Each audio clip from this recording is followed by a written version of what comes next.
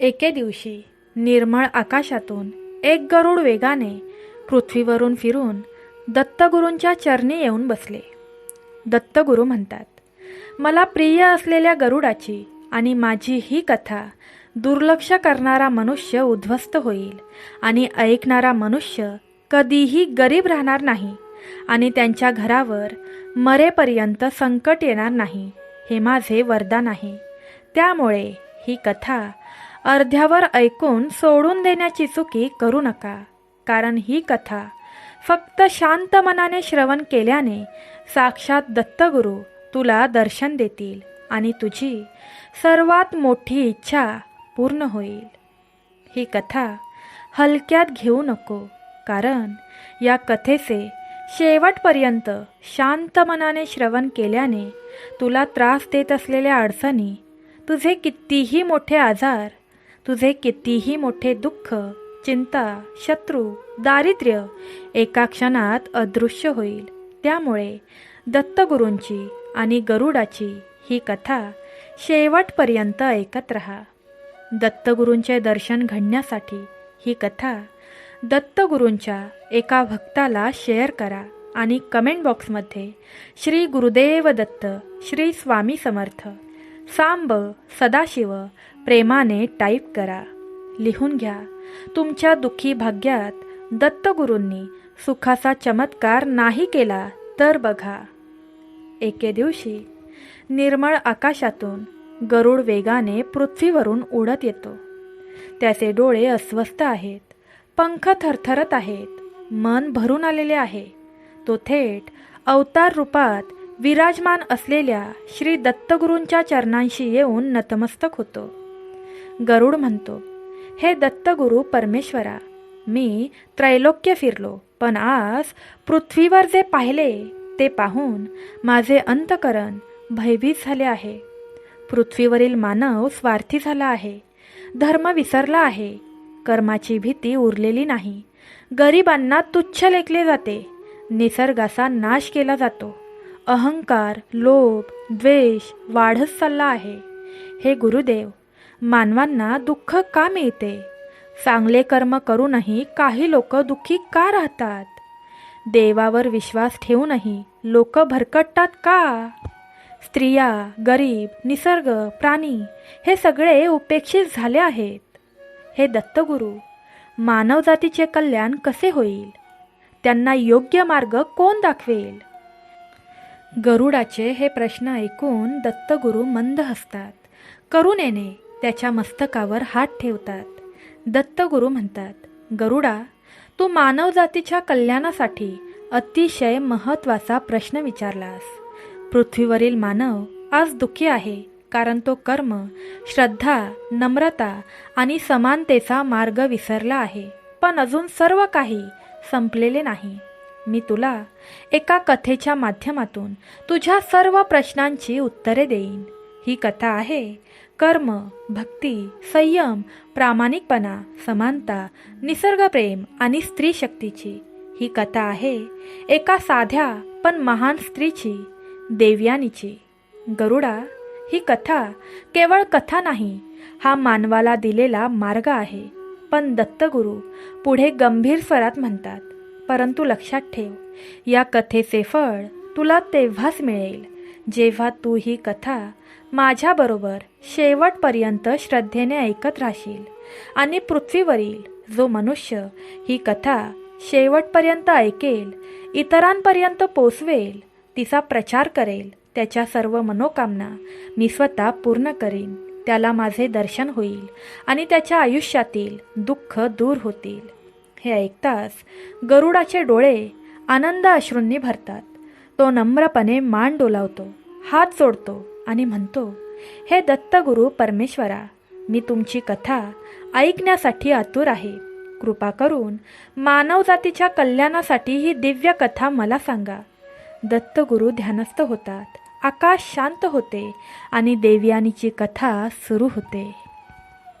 फार पूर्वी असा काळ होता जेव्हा या पृथ्वीवर नीतिमत्ता आणि अधर्म यांच्यातील संघर्ष सुरू होता. त्यावेळी मगध भूमीवर राजा रतनदेव राज्य करत होता. राजा रतनदेव एक न्यायी आणि दयाळू राजा होता. त्याच्या राणीचे नाव सुमित्रा होते. राणी सुमित्रा अत्यंत सुंदर आणि सद्गुणी होती.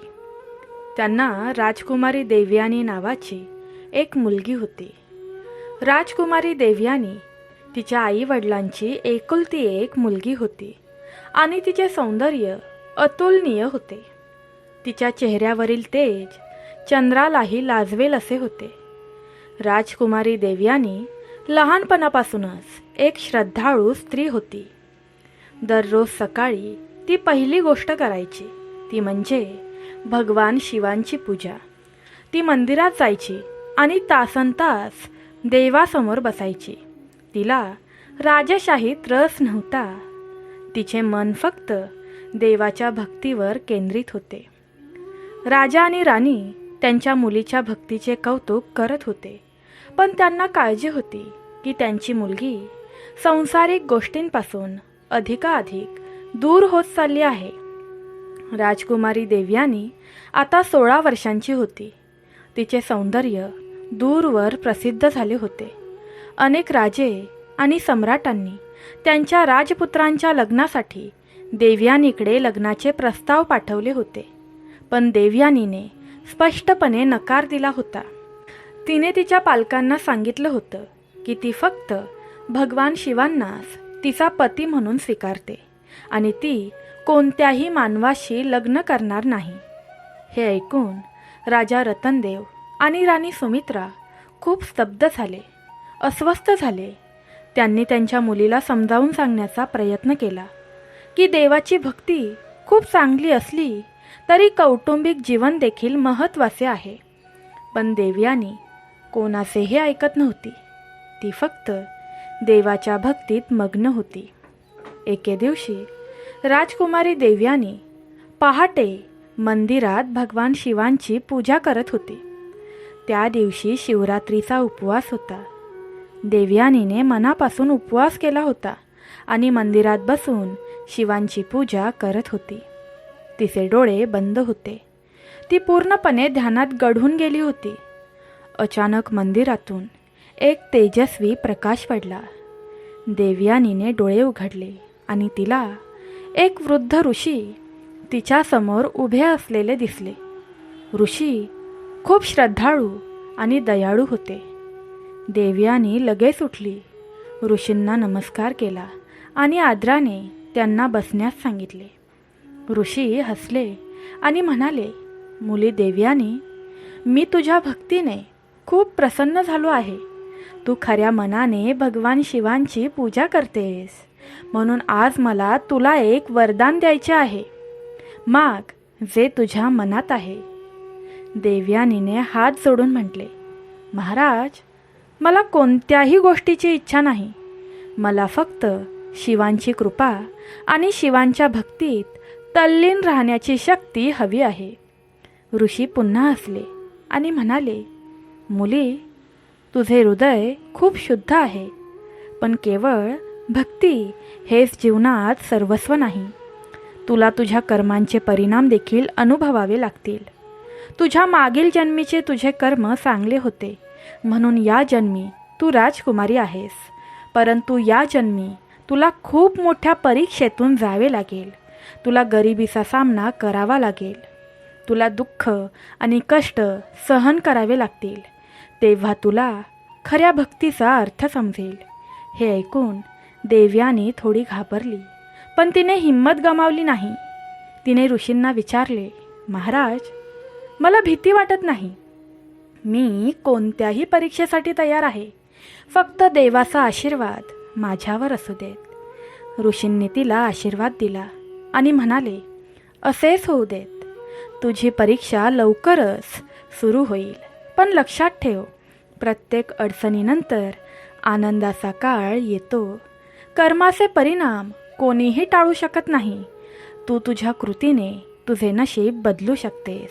असं म्हणत ऋषी अचानक गायब झाले.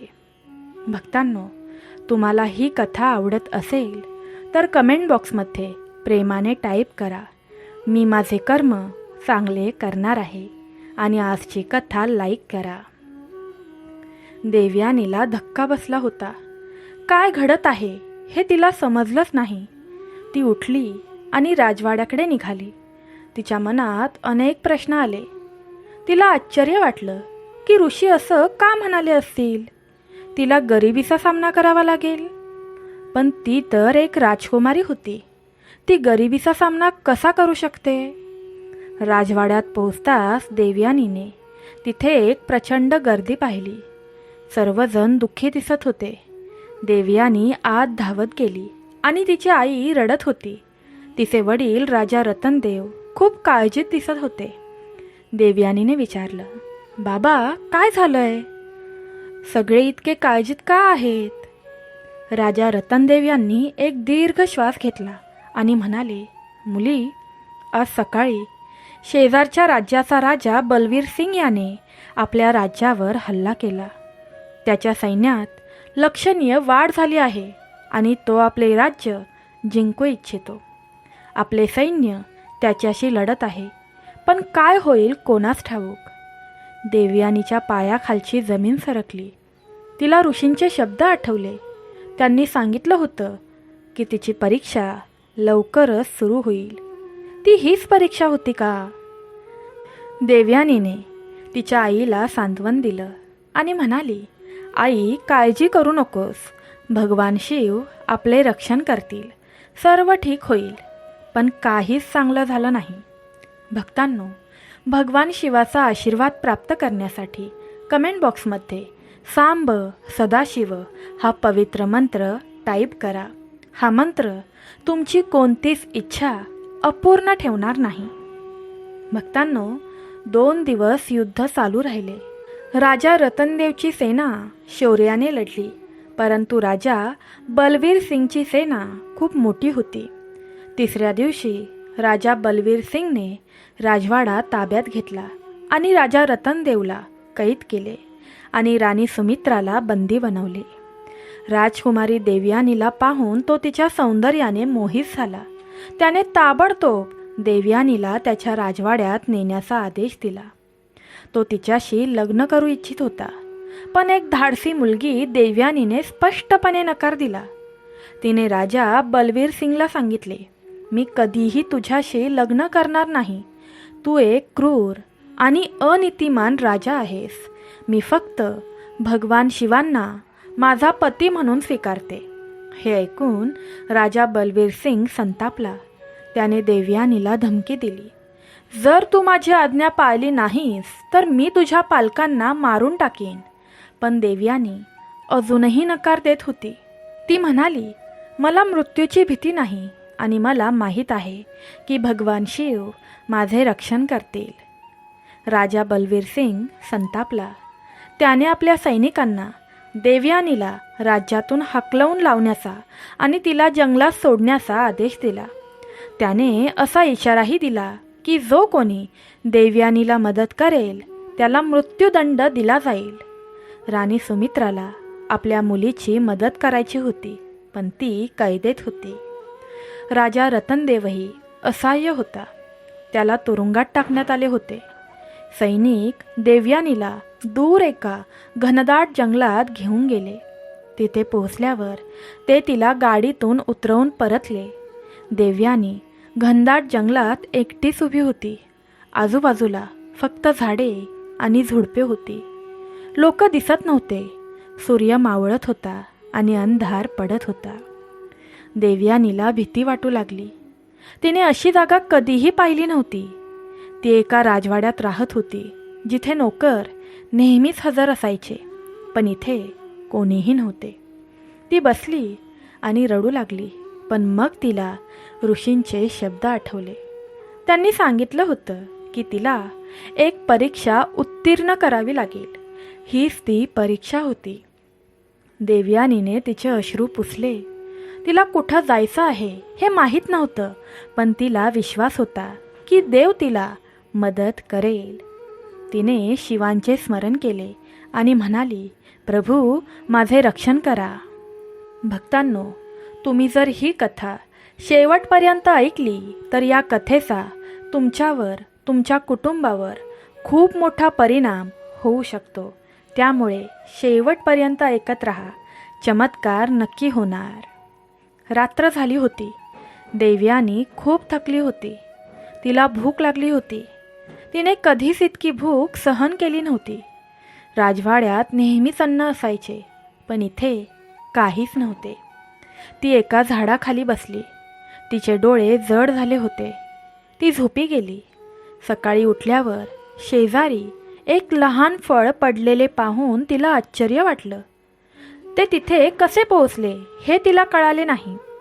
कदाचित एखाद्या प्राण्याने ते टाकले असेल किंवा देवाने ते पाठवले असेल. देवयानीने ते उचलले आणि खाल्ले. त्यामुळे तिला थोडी शक्ती मिळाली. ती पुन्हा चालू लागली. तिला मार्ग सापडत नव्हता. ती जंगलात भटकत होती. 2 दिवस गेले. देवयानीला खायला काही मिळाले नाही. ती खूप अशक्त झाली होती. तिचे कपडे फाटलेले होते आणि तिचा चेहरा धुळीने माखलेला होता. ती राजकुमारी नसून एका सामान्य गरीब मुलीसारखी दिसत होती. 3ऱ्या दिवशी देवयानीला दूरवर एक गाव दिसले. ती खूप आनंदी झाली. ती त्या गावाकडे धावली. ते गाव खूप लहान होते. लोक शेतात काम करत होते. देवयानीने तिथे एका झोपडीत बसलेल्या वृद्ध महिलेला पाहिले. देवयानी तिच्या जवळ गेली आणि हात सोडून म्हणाली, माते, मला काहीतरी खायला दे. मी 3 दिवसांपासून उपाशी आहे. त्या वृद्ध महिलेने देवयानीला पाहिले आणि तिला तिची दया आली. तिने तिला आत बोलावले. तिला भाकरी आणि पाणी दिले. देवयानीने खूप दिवसांनी अन्न खाल्ले. तिला खूप बरं वाटत होतं. वृद्ध महिलेने देवयानीला विचारलं, बाळा, तू कोण आहेस? तू या अवस्थेत इथे कशी आलीस? देवयानीने तिची संपूर्ण कहाणी सांगितली. ती मगधची राजकन्या कशी होती आणि राजा बलवीर सिंगने तिचे राज्य कसे ताब्यात घेतले होते आणि तिला जंगलात कसे सोडले होते हे सर्व सांगितलं. वृद्ध स्त्री खूप दुःखी होती. तिचे नाव गंगा होते. ती विधवा होती आणि एकटी राहत होती. तिने देवयानीला सांगितले, मुली, तुला हवे असेल तर तू इथे राहू शकतेस. माझ्याकडे जास्त काही नाही, पण माझ्याकडे जे काही आहे ते तुझ्यासाठीच आहे. म्हाताऱ्या गंगेने जे सांगितले ते देवयानीला खूप भावले. तिने हात जोडून तिचे आभार मानले आणि तिथेच राहण्याचा निर्णय घेतला. गंगेची झोपडी खूपच लहान होती. फक्त 2 खोल्या आणि एक लहान अंगण होते. पण देवयानीला काही हरकत नव्हती. ती एकेकाळी राजवाड्यात राजकन्या होती, पण आता ती एका गरीब गावातील झोपडीत राहत होती. देवयानी गंगाला खूप मदत करू लागली.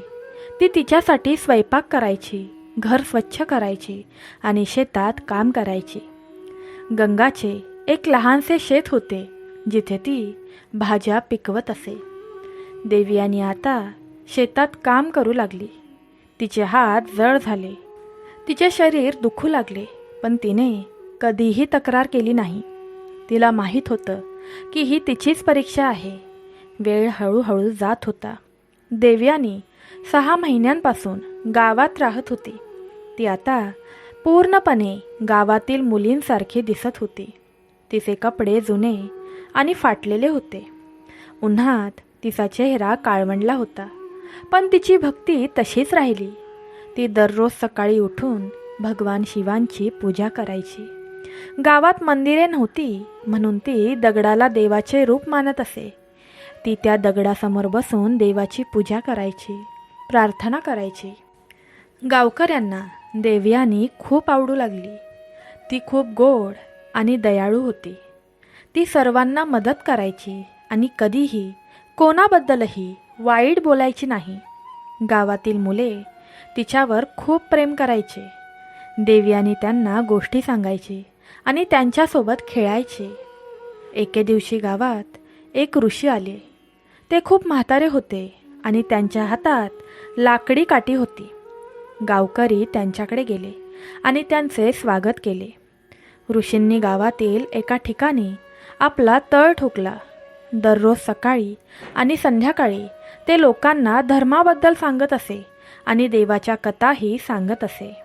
देवयानी देखील दररोज त्यांना भेटायला येऊ लागली. तिला ऋषींचे भाषण खूप आवडायचे. ते तिला कर्म, भक्ती आणि जीवनातील सत्यांबद्दल शिकवत असत. एके दिवशी ऋषींनी देवयानीला बाजूला बोलावले आणि म्हणाले, मुली, तू खूप पवित्र आत्मा आहेस. तुझी भक्ती खरी आहे, पण तुला अजून खूप परीक्षांना तोंड द्यावे लागेल. तू अजून तुझ्या कर्माचे फळ पूर्णपणे अनुभवले नाहीस. देवयानीने हात जोडून म्हटले, गुरुजी, मला भीती वाटत नाही. मी कोणत्याही परीक्षेसाठी तयार आहे. फक्त देवाचे आशीर्वाद माझ्यावर असू देत. ऋषी हसले आणि म्हणाले, असंच असू देत. तुझा मार्ग कठीण आहे, पण तू नक्कीच यशस्वी होशील. लक्षात ठेव, कर्माचे फळ कधीच चुकीचे नसते. तू जे पेरशील तेच कापशील. काही दिवसांनी ऋषी गाव सोडून गेले, पण त्यांचे शब्द देवयानीच्या मनात घुमले. पुढे कोणत्या संकटाचा सामना करावा लागणार आहे याचा तिला विचार आला, पण ती निराश झाली नाही. देवावरील तिचा विश्वास दृढ होता. वेळ निघून गेला. देवयानी 1 वर्षापासून आता गावात राहत होती. एके दिवशी गावात बातमी आली की शेजारच्या राज्यात एक गंभीर आजार पसरला आहे. लोक वेगाने मरत आहेत.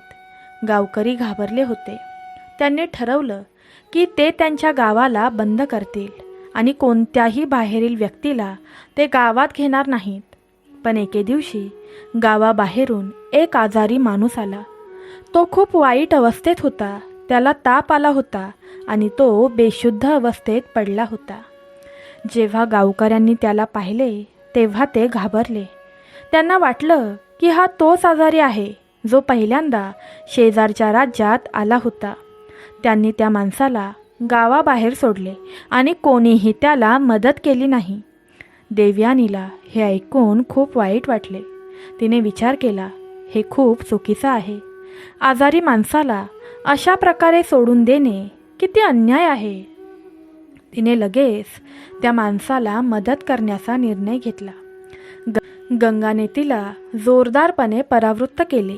ती म्हणाली, मुली, त्याच्याजवळ जाऊ नकोस, तूही आजारी पडशील. पण देवयानी म्हणाली, आई, मानवतेची सेवा करणे म्हणजे देवाची सेवा करणे. मी त्या माणसाला नक्कीच मदत करेन. देवा, माझे रक्षण करा. हे सांगून देवयानी गावाबाहेर आजारी माणसाच्या घरी गेली. तो माणूस खूप वाईट अवस्थेत होता. देवयानीने त्याला उठवले, पाणी दिले. तिने त्याच्या कपाळावर पाण्याची पट्टी बांधली. ती रात्रभर त्या माणसाची सेवा करत राहिली. त्या माणसाला थोडे बरे वाटले. त्याने डोळे उघडले आणि देवयानीकडे पाहिले. कमकुवत आवाजात त्याने विचारलं, तू कोण आहेस आणि तू मला का मदत केलीस? देवयानी हसली आणि म्हणाली, मी फक्त एक सामान्य मुलगी आहे. मानवतेची सेवा करणे हे माझे कर्तव्य आहे. तुला काळजी करण्याची गरज नाही. तू लवकरच बरा होशील. देवयानीचे शब्द ऐकून तो माणूस खूप भावनिक झाला. त्याच्या डोळ्यात अश्रू आले. तो म्हणाला, मुली, तू माझ्यावर खूप उपकार केलेस. सर्व गावकऱ्यांनी मला सोडून दिले. मला वाटले होते की मी इथेच मरेन, पण तू माझा जीव वाचवलास. देवयानी म्हणाली, ही सर्व देवाची कृपा आहे. तू आता आराम कर.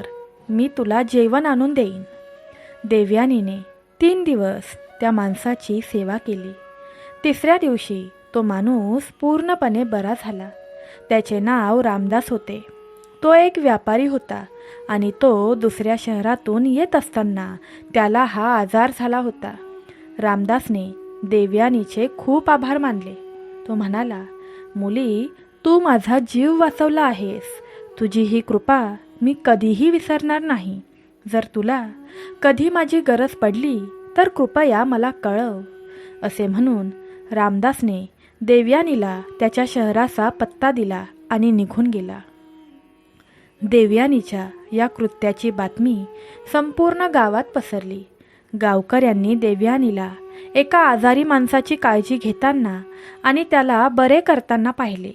पण देवयानीला स्वतःला कोणताही आजार झाला नव्हता. गावकरी देवयानीचे खूप कौतुक करू लागले. ते म्हणाले, देवयानीमध्ये काहीतरी दैवी शक्ती नक्कीच असावी. पण देवयानीला माहीत होतं की ही सर्व देवाची कृपा आहे. तिने स्वतःला कधीही खास असे मानलेच नाही. ती फक्त तिचे कर्तव्य करत होती. तर देवयानी 1.5 वर्षाहून अधिक काळ गावात राहत होती. गंगा खूप म्हातारी झाली होती आणि तिला बरंही वाटत नव्हतं. देवयानी तिची पूर्णपणे काळजी घेत असे. ती तिच्यासाठी जेवण करत असे, तिला औषधं देत असे. तिची पूर्णपणे तिने काळजी घेतली होती. एका रात्री गंगा खूप आजारी पडली. तिला खूप जास्त ताप आला होता आणि ती नीट श्वासही घेऊ शकत नव्हती. देवयानी रात्रभर तिच्या शेजारी बसून देवाला तिला बरे करण्याची प्रार्थना करत होती. पण सकाळपर्यंत गंगेने तिचा शेवटचा श्वास घेतला. देवयानी खूप रडत होती. गंगा तिच्या आईसारखी होती. तिच्याकडे काहीही नसताना तिने देवयानीला तिच्या घरात जागा दिली होती. आता गंगा गेली होती आणि देवयानी पुन्हा एकटी पडली होती. गंगाच्या झोपडीचे आणि शेतीचे काय करायचे हे ठरवण्यासाठी गावकरी एकत्र जमले. गाव प्रमुख म्हणाले की गंगाला मुले नसल्यामुळे तिची मालमत्ता गावाची असेल, पण देवयानीला हवे असल्यास ती तिथेच राहू शकते. देवयानीने ठरवले की ती तिथेच राहील. तिच्याकडे दुसरी जागा नव्हती. ती झोपडीत एकटीच राहू लागली. ती शेतात काम करायची, भाज्या लावायची. ती बाजारात पिकवलेल्या भाज्या विकायची आणि तिने कमावलेल्या पैशातून तिचा उदरनिर्वाह करायची. जीवन खूप कठीण झालं होतं, पण देवयानी कधीही हार मानत नव्हती. ती दररोज सकाळी उठायची, देवाला प्रार्थना करायची आणि नंतर कामावर परत जायची. काही गावकरी देवयानीला मदत करायचे. ते तिला जेवण द्यायचे किंवा शेतात काम करायला मदत करायचे. पण देवयानी कोणावरही अवलंबून राहू इच्छित नव्हती. ती स्वतःचे काम स्वतः करायची. एके दिवशी देवयानी बाजारात भाजीपाला विकत असताना एक खूप श्रीमंत माणूस आला. त्याच्यासोबत बरेच नोकर होते आणि तो खूप चांगला पोशाख घातलेला होता. तो माणूस बाजारात भाज्या पाहत होता. त्याची नजर देवयानीवर पडताच तो थांबला. त्या माणसाने देवयानीकडे काळजीपूर्वक पाहिले. मग तो तिच्याकडे आला आणि त्याने विचारले, तुझे नाव देवयानी आहे का? देवयानीला धक्का बसला. त्याने विचारले, हो हो, पण तू मला कसे ओळखलेस? तो माणूस हसला आणि म्हणाला, मी रामदास आहे. 1 वर्षापूर्वी मी आजारी असताना तू माझा जीव वाचवलास. देवयानीला आठवलं, हा तोच माणूस होता ज्याची आपण सेवा केली होती.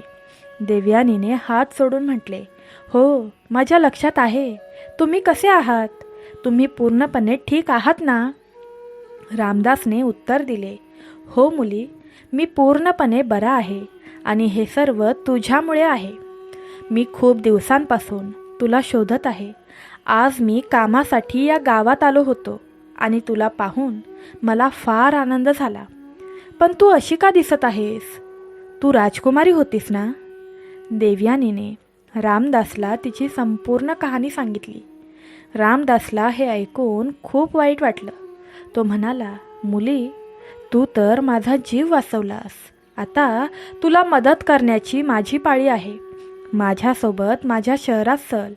माझ्या घरात तुझ्यासाठी सर्व काही आहे. पण देवयानीने नकार दिला. ती म्हणाली, नाही भाऊ, मी इथेच ठीक आहे. ही माझी परीक्षा आहे आणि मला ती पूर्ण करायचीच आहे. मला कोणावरही ओझे व्हायचे नाही. रामदासने देवयानीला पटवण्याचा खूप प्रयत्न केला, पण ती ऐकली नाही. शेवटी रामदास म्हणाला, ठीक आहे बाळा, जर तुला माझ्यासोबत यायचे नसेल तर नको येऊस, पण मी तुला नक्कीच मदत करेन. तुला मदत करण्यासाठी मी तुला काही पैसे देईन. पण देवयानीने नकार देत म्हटले, नाही दादा, मला पैशांची गरज नाही. मी माझे काम करेन. मुली, तू खूप सुंदर आत्मा आहेस, असे त्याने म्हटले. देव नेहमीच तुला आशीर्वाद देवो. असे म्हणत रामदास निघून गेला. देवयानीच्या आयुष्यातील दिवस असेच चालू राहिले. ती सकाळी उठायची, देवाची पूजा करायची, शेतात काम करायची आणि संध्याकाळी पुन्हा प्रार्थना करायची. तिचे जीवन साधे होते, पण जर कोणाला काही समस्या असेल तर ते देवयानीकडे येत असत. भक्तांनो, ही कथा तुमच्या मनावर थोडी जरी प्रभावित होत असेल तर कमेंट बॉक्समध्ये प्रेमाने राधे राधे टाईप करा. बघा, मरेपर्यंत तुमच्यावर संकट येणार नाही. हळूहळू देवयानी गावात एक आदरणीय व्यक्ती बनली. आणखी 2 वर्षे गेली. आता देवयानी 3 वर्षांपासून गावात राहत होती. ती पूर्णपणे त्याचा एक भाग बनली होती. तिच्या चेहऱ्यावर आता ते राजेशाही तेज उरले नव्हते. ती एका सामान्य गावातील महिलेसारखी दिसत होती, पण तिच्या डोळ्यात एक वेगळेच तेज होते. ते तेज जे भक्तीचे होते, कृतीचे होते. एके दिवशी गावात बातमी पोहोचली की राजा बलवीर सिंग याचे निधन झाले आहे. त्याला काही आजार झाला होता आणि तो अत्यंत वेदनांनी मरण पावला. ही बातमी ऐकताच गावात आनंदाची लाट पसरली. राजा बलवीर सिंग हा एक क्रूर राजा होता आणि तो भयंकर गर्विष्ठ होता. अशी ही बातमी आली की राजा बलवीर सिंग त्याच्या मृत्यूनंतर त्याच्या राज्यात प्रचंड गोंधळ उडाला. त्याच्या राज्यासाठी उत्तराधिकारी कोणीही नव्हते. त्यांच्या मंत्र्यांनी मगधचे राज्य राजा रतनदेव यांना परत दिले होते. राजा रतनदेव आणि राणी सुमित्राला कैदेतून मुक्त केले गेले होते. तिचे आई वडील आता सुरक्षित होते. ते पाहून तिला फार आनंद झाला. पण तिच्या मनात एक प्रश्न येत होता. ती तिच्या राजवाड्यात परत येऊ शकेल का? तिची परीक्षा संपली का? त्याच दिवशी देवयानीला एक स्वप्न पडलं. तिने 3 वर्षांपूर्वी मंदिरात गेलेले तेच वृद्ध ऋषी तिच्यासमोर उभे असलेले पाहिले. ऋषी हसत होते. ते म्हणाले, मुली देवयानी, तू परीक्षा उत्तीर्ण झाली आहेस. गरिबीत राहूनही तू तुझी भक्ती सोडली नाहीस. तू इतरांची सेवा केली आहेस आणि कधीही तक्रार केली नाहीस. तू खरोखर एक महान आत्मा आहेस. तुझ्यासाठी चांगले दिवस येत आहेत. कर्माचे फळ नेहमीच गोड असते, जर ते चांगले असतील. देवयानीला जाग आली. तिला वाटलं की ते फक्त एक स्वप्न आहे, पण त्या स्वप्नाने तिला अपार शांती दिली. दुसऱ्या दिवशी सकाळी देवयानी शेतात काम करत होती. मग तिने पाहिले की गावाच्या दिशेने घोड्यांचा आवाज येत होता. तिला अनेक घोडेस्वार दिसले. ते सर्व राजेशाही पोशाखात होते. देवयानी थोडी घाबरली. ती विचार करत होती की हे लोक कोण आहेत आणि ते इकडे का येत आहेत. घोडेस्वार गावात आले आणि त्यांनी देवयानी कुठे राहते हे विचारायला सुरुवात केली. गावकऱ्यांनी त्यांना देवयानीच्या झोपडीचा रस्ता सांगितला. घोडेस्वार देवयानीच्या झोपडीजवळ येऊ लागले. देवयानी शेतात उभी होती. तिचे कपडे चिखलाने माखलेले होते आणि तिचे हातही मातीने खराब झाले होते. जेव्हा घोडेस्वारांनी देवयानीला पाहिले तेव्हा ते थांबले. घोडेस्वारांपैकी एकाने पुढे येऊन विचारलं, तुम्ही राजकुमारी देवयानी आहात का? देवयानीने मान हलवली. घोडेस्वार लगेच खाली उतरला, नमन केले आणि म्हणाला, राजकुमारी, राजा रतनदेवने मला तुम्हाला आणायला पाठवलं आहे. तुमचे पालक तुमची आठवण काढत आहेत. कृपया आमच्यासोबत चला. देवयानी घोडेस्वाराला म्हणाली, कृपया मला थोडा वेळ द्या. मला गावकऱ्यांचा निरोप घ्यायचा आहे. देवयानी गावातील प्रत्येक घरात गेली आणि त्यांना निरोप दिला. गावकरी खूप रडले. ते तिच्यावर खूप प्रेम करू लागले होते. मुले तिला चिटकून राहिली आणि म्हणाली की ते तिला जाऊ देणार नाही. देवयानीने सर्वांना समजावून सांगितलं की तिला तिच्या पालकांकडे जायचं आहे, पण ती हे गाव कधीही विसरणार नाही. तिने येथे जे शिकले ते तिच्या हृदयात कायमचे राहील. देवयानीने तिच्या झोपडीकडे मागे वळून पाहिले. ही झोपडी तिच्यासाठी घरापेक्षा जास्त होती. इथे तिला जीवनातील सर्वात मोठे धडे मिळाले होते. तिला कळलं होतं की खरे सुख संपत्तीत नाही तर मनाच्या शांतीत आहे. तिला कळलं होतं की सेवा हा सर्वात मोठा धर्म आहे. तिला कळलं होतं की देव नेहमीच त्यांच्या भक्तांसोबत असतो. देवयानी पालखीवर बसली आणि घोडेस्वारांसह निघून गेली. मागे वळून तिने पुन्हा एकदा गावाकडे पाहिले. गावातील सर्वजण तिला निरोप देण्यासाठी उभे होते. सर्वजण रडत होते. देवयानीच्या डोळ्यातही अश्रू होते. भक्तांनो, ही कथा तुम्हाला खरंच आवडत असेल तर कमेंट बॉक्समध्ये हे देवा माझे मन शांत करा असे टाईप करा आणि शेवटपर्यंत आमच्यासोबत राहा. बघा, तुमच्याही आयुष्यात सुखाचा चमत्कार झाल्याशिवाय राहणार नाही.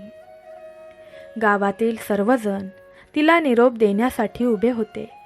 सर्वजण रडत होते. देवयानीच्या डोळ्यातही अश्रू होते. राजा रतनदेव आणि राणी सुमित्रा राजवाड्याच्या दारात उभे होते. देवयानीला पाहून ते तिच्याकडे धावले. राणी सुमित्राने देवयानीला मिठी मारली. मोठमोठ्याने रडू लागली. राजा रतनदेवच्या डोळ्यातही अश्रू आले. राणी सुमित्राने विचारलं, मुली, तू कुठे होतीस? आम्ही तुला अविरतपणे शोधत होतो. आम्हाला वाटलं की तू गेली आहेस. आम्ही दररोज तुझ्यासाठी प्रार्थना करत होतो. देवयानीने तिच्या आईला सांत्वन दिले आणि म्हणाली, आई, मी ठीक आहे. देवाच्या कृपेने मी पूर्णपणे ठीक आहे. रडू नको.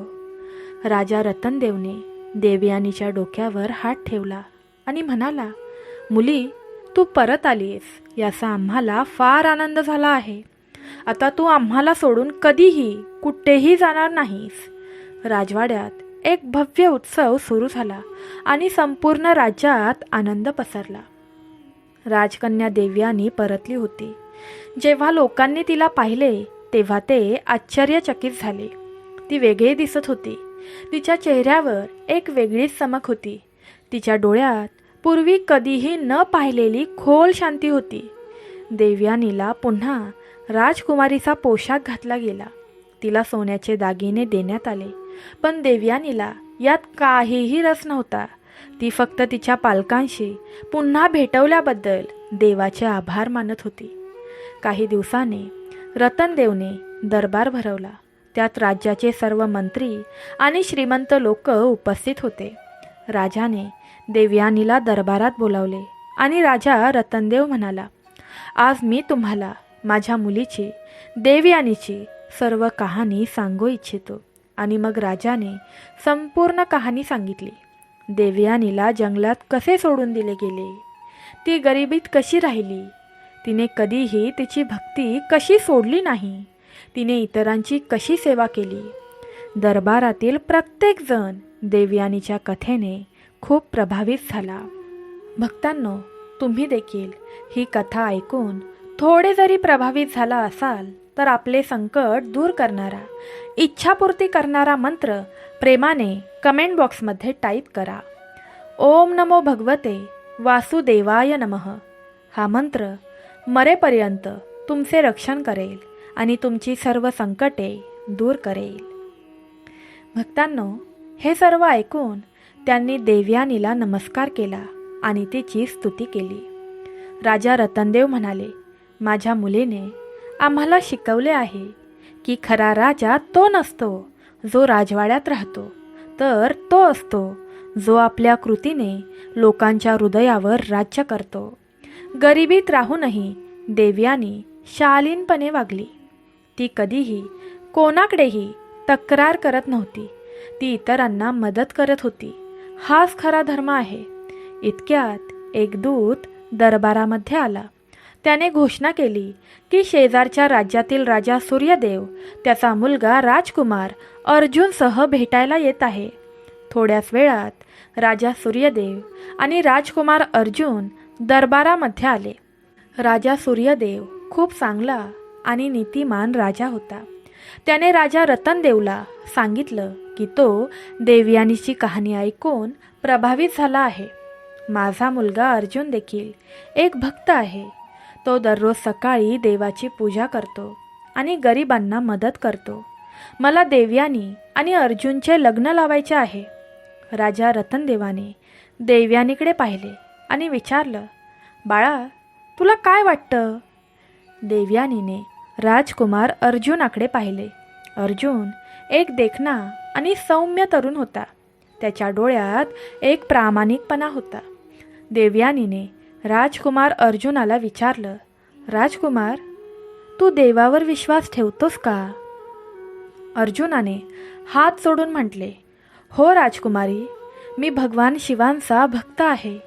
मी दररोज सकाळी त्यांची पूजा करतो आणि मी मानतो की सेवा हाच सर्वात मोठा धर्म आहे. जर तू माझ्याशी लग्न केलेस तर मी तुला वचन देतो की मी नेहमीच तुझ्या भक्तीचा आदर करेन. देवयानीने अर्जुनाचे शब्द ऐकले आणि अर्जुन एक चांगला माणूस आहे असे तिला वाटले. तिने तिच्या वडिलांना सांगितलं, पिताश्री, जर तुमची इच्छा असेल तर मी या लग्नासाठी तयार आहे. राजा रतनदेव खूप आनंदित झाले. राणी सुमित्राच्या आनंदाला सीमाच नव्हती. तिला नेहमीच तिच्या मुलीचे लग्न करायचे होते आणि आता हे स्वप्न पूर्ण होणार होते. दोन्ही राजांनी मिळून लग्नाची तारीख निश्चित केली. 1 महिन्यानंतर इतर राज्यांचे राजे आणि सम्राटांसह सर्व श्रीमंत लोक राजवाड्यात उपस्थित होते. पण देवयानीला तिच्या गावातील लोकांना पाहून सर्वात जास्त आनंद झाला. ते सर्वजण उत्तम कपडे घातलेले होते. ती लहान मुलं खूप आनंदी होती. देवयानी तिच्या लग्नाच्या पोशाखात खूप सुंदर दिसत होती. तिने लाल साडी आणि दागिने घातले होते, पण तिचे खरे सौंदर्य तिच्या चेहऱ्यावरील तेजात होते. ते तेज भक्ती आणि सत्यतेचे होते. लग्न मोठ्या थाटामाटात झाले. पुजाऱ्याने सर्व विधी पार पाडले. देवयानी आणि अर्जुनने एकत्र प्रतिज्ञा घेतली. राजा रतनदेव आणि राणी सुमित्रा फार आनंदी झाले. त्यांना त्यांच्या मुलीच्या आनंदात स्वतःचा आनंद दिसला. लग्नानंतर एक भव्य मेजवानी आयोजित करण्यात आली होती. सर्वांना जेवण देण्यात आले. पण देवयानीने काहीतरी खास केले. तिने प्रथम गरिबांना जेवण दिले. तिने स्वतःच्या हातांनी त्यांची सेवा केली. हे पाहून सर्वजण आश्चर्यचकित झाले. राजा सूर्यदेवने राजा रतनदेवला सांगितलं की त्यांची मुलगी खरोखरच एक महान आत्मा आहे. लग्नानंतर देवयानी अर्जुनसोबत त्यांच्या राज्यात गेली. तिथे तिचे भव्य स्वागत झाले. लोकांनी तिच्यावर फुलांचा वर्षाव केला. अर्जुनचे राज्य सुंदर होते. तिथे हिरव्यागार बागा आणि मोठे राजवाडे होते. पण राजवाड्याच्या शेजारी एक मोठे शिवमंदिर पाहून देवयानी सर्वात जास्त प्रभावित झाली. अर्जुनने देवयानीला सांगितलं की हे मंदिर त्याच्या आजोबांनी बांधलेले आहे. मी दररोज सकाळी पूजा करण्यासाठी येथे येत असतो. आता तूही माझ्यासोबत येऊ शकतेस. हे पाहून देवयानी खूप आनंदी झाली. तिला वाटलं की देवाने तिला खरोखरच एक परिपूर्ण जीवनसाथी देऊन आशीर्वाद दिला आहे. दिवस गेले. देवयानी आणि अर्जुन आनंदाने जगू लागले. ते दोघेही दररोज सकाळी मंदिरात जाऊन देवाची प्रार्थना करू लागले. देवयानीने तिची भक्ती सोडली नाही. खरं तर तिची भक्ती आणखी वाढली. देवयानीने तिच्या नवीन राज्यात गरिबांना मदतही केली. तिने एक आश्रम उघडला जिथे गरिबांना मोफत जेवण मिळत असे. तिने एक शाळा देखील उघडली जिथे गरीब मुलांना मोफत शिक्षण मिळत असे. लोक देवयानीवर खूप प्रेम करत होते. 1 वर्ष उलटलं. देवयानी आई होणार होती. राजा सूर्यदेव यांना ही बातमी कळताच ते खूप आनंदी झाले. अर्जुनाच्या आनंदाला सीमा नव्हती. राजा रतनदेव आणि राणी सुमित्रा देखील देवयानीला भेटायला आले. वेळ आली आणि देवयानीने एका सुंदर मुलाला जन्म दिला. ते मूल खूप सुंदर होते. त्याचे डोळे अगदी देवयानीसारखे होते. राजा सूर्यदेव यांनी मुलाचे नाव शिवांश ठेवले, कारण देवयानी भगवान शिवांची भक्त होती. संपूर्ण राज्यात उत्सव साजरे होत होते. गरिबांना अन्न वाटले जात होते. मंदिरांमध्ये पूजा केली जात होती. सर्वांना खूप आनंद झाला होता. देवयानी आता आई झाली होती. तिला तिच्या मुलावर खूप प्रेम होते, पण तिने त्याच्यात चांगले संस्कारही रुजवले. ती शिवांशला दररोज देवाबद्दलच्या गोष्टी सांगायची.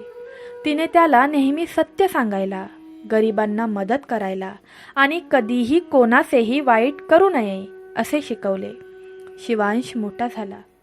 तो खूप सौम्य आणि बुद्धिमान मुलगा होता. तो त्याच्या आईसारखाच देवाचा भक्त होता. तो मंदिरात जाऊन दररोज पूजा करायचा.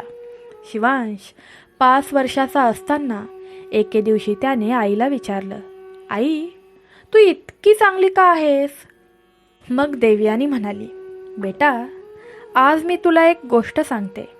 मग तिने ती राजकुमारी कशी होती, तिला जंगलात कसे सोडून दिले गेले, गरिबीत राहूनही तिने कधीही तिची भक्ती कशी सोडली नाही, तिने इतरांची सेवा कशी केली, याची संपूर्ण कहाणी सांगितली. शिवांशने त्याच्या आईची कहाणी लक्षपूर्वक ऐकली. कथा संपल्यावर त्याच्या डोळ्यात अश्रू आले. त्याने त्याच्या आईला मिठी मारली आणि म्हणाला, आई, तू खूप महान आहेस. मी तुझ्यासारखाच होईन. मीही गरिबांना मदत करेन आणि देवाचा भक्त होईन. देवयानीने शिवांशच्या डोक्यावर प्रेमाने हात फिरवला आणि म्हणाली, बेटा, लक्षात ठेव, कर्माचे परिणाम कधीच चुकीचे नसतात. जर तू चांगले कर्म केले तर तुला चांगले फळ मिळेल. जर तू वाईट कर्म केले तर तुला वाईटच फळ मिळेल. म्हणून नेहमी चांगले कर्म कर, देवावर विश्वास ठेव, इतरांना मदत कर. शिवांश त्याच्या आईचे ऐकायचा. तो नेहमीच चांगले काम करण्याचा प्रयत्न करायचा. तो गरीब मुलांसोबत खेळायचा, त्यांना मदतही करायचा. कधीही कोणाशीही वाईट वागायचा नाही. वेळ निघून गेली. शिवांश आता 10 वर्षांचा झाला होता. तो खूप हुशार आणि प्रतिभावान मुलगा झाला होता. तो धनुर्विद्या आणि तलवारबाजीत पारंगत होता. पण तो एक निष्ठावंत भक्तही होता. तो दररोज मंदिरात जाऊन प्रार्थना करायचा. एके दिवशी देवयानी मंदिरात प्रार्थना करत होती. ती भगवान शिवांच्या मूर्तीसमोर डोळे मिटून ध्यान करत बसली होती. अचानक तिला एक आवाज ऐकू आला, देवयानी, मी तुझ्यावर खूप आनंदी आहे. देवयानीने डोळे उघडले. तिथे कोणीही नव्हते. तिथे फक्त भगवान शिवांची मूर्ती होती. देवयानीला वाटलं की तिने काहीतरी चुकीचे ऐकले असेल. तिने पुन्हा डोळे मिटले, पण मग परत तोच आवाज आला, देवयानी, मी तुझ्यावर खूप आनंदी आहे. तू तुझ्या परीक्षेत उत्तीर्ण झालीस. गरिबीतही तू तुझी भक्ती कधीही सोडली नाहीस. तू इतरांची सेवा केलीस. तू कधीही तक्रार केली नाहीस. देवयानी, तू खरोखरच एक महान आत्मा आहेस. देवयानीने तिचे डोळे उघडले. भगवान शिव तिच्यासमोर उभे होते. ते त्यांच्या खऱ्या रूपात होते. त्यांच्या कपाळावर त्रिशूळ आणि चंद्र होता. देवयानीला विश्वासच बसत नव्हता. तिने लगेच शिवांच्या चरणी डोके टेकवले. भगवान शिवांनी देवयानीला आशीर्वाद दिला आणि म्हणाले, देवयानी, तू नेहमी आनंदात राहा. तुझे कुटुंब नेहमीच आनंदी राहील. तुमचा मुलगा शिवांश याला माझे आशीर्वाद आहेत. तो एक महान राजा होईल. त्याच्या कृतीने सर्वांच्या हृदयावर राज्य करेल.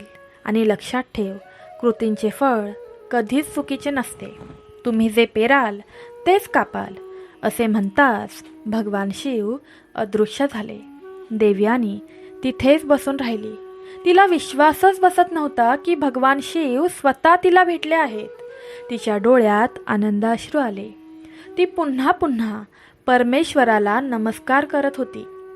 देवयानीने हे कोणालाही सांगितले नाही. तिला माहीत होतं की हा एक दिव्य अनुभव होता, जो फक्त तिच्यासाठीच होता. तिने तो तिच्याच हृदयात जपून ठेवला. त्यानंतर देवयानीची भक्ती अधिकच वाढत गेली. तिने गरिबांना आणखी मदत करायला सुरुवात केली. तिने अधिक आश्रम आणि शाळा उघडल्या. जिथे कुठे कोणाला गरज होती तिथे देवयानी त्यांना मदत करायची. लोक देवयानीला देवी मानू लागले. ते म्हणायचे की देवयानीमध्ये काहीतरी दैवी शक्ती आहे. ती ज्यालाही स्पर्श करायची तो यशस्वी व्हायचा. पण देवयानीला माहीत होतं की ही सर्व देवाची कृपा आहे. ती स्वतः खास नाही. ती फक्त एक भक्त आहे जी तिचे कर्तव्य करत आहे. वेळ असाच निघून गेला. देवयानी आता 40 वर्षांची झाली होती. तिचा मुलगा शिवांश आता 25 वर्षांचा झाला होता. तो एक अतिशय सक्षम आणि प्रतिभावान तरुण बनला होता. राजा सूर्यदेव आता म्हातारा झाला होता. त्यांनी शिवांशचा राजा म्हणून राज्याभिषेक करण्याचा निर्णय घेतला. संपूर्ण राज्यात आनंद उत्सव साजरा झाला. शिवांशचा राज्याभिषेक मोठ्या थाटामाटात साजरा करण्यात आला. शिवांशने राजा होताच एक घोषणा केली. त्याने जाहीर केले की त्याच्या राज्यात कोणताही गरीब उपाशी राहणार नाही, उपाशी झोपणार नाही. त्याने असेही वचन दिले की त्याच्या राज्यातील प्रत्येकाला मोफत शिक्षण मिळेल. त्याने घोषित केले की त्याचे राज्य नीतिमत्ता आणि न्यायावर आधारित असेल. शिवांशच्या घोषणेमुळे लोक फार आनंदित झाले. त्यांनी मोठ्याने घोषणा दिल्या, जय राजा शिवांश, जय राजा देवयानी.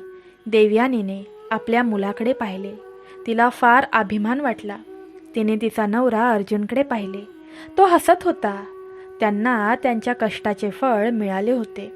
तिचा मुलगा एक चांगला राजा झाला. शिवांशने खूप चांगले राज्य स्थापन केले. त्याच्या आईप्रमाणेच त्याने गरिबांना फार मदत केली. त्याने त्याच्या राज्यात अनेक शाळा उघडल्या, अनेक रुग्णालये उघडली. त्याने त्याच्या राज्यातील प्रत्येकजण आनंदी राहावा याची खात्री केली. लोकांना शिवांश खूप आवडायचा. ते म्हणायचे की शिवांश एक आदर्श राजा होता. तो अगदी त्याच्या आई देवयानीसारखाच होता. तो गरिबांची काळजी घेतो, तो धर्माचे रक्षण करतो, तो न्याय देतो.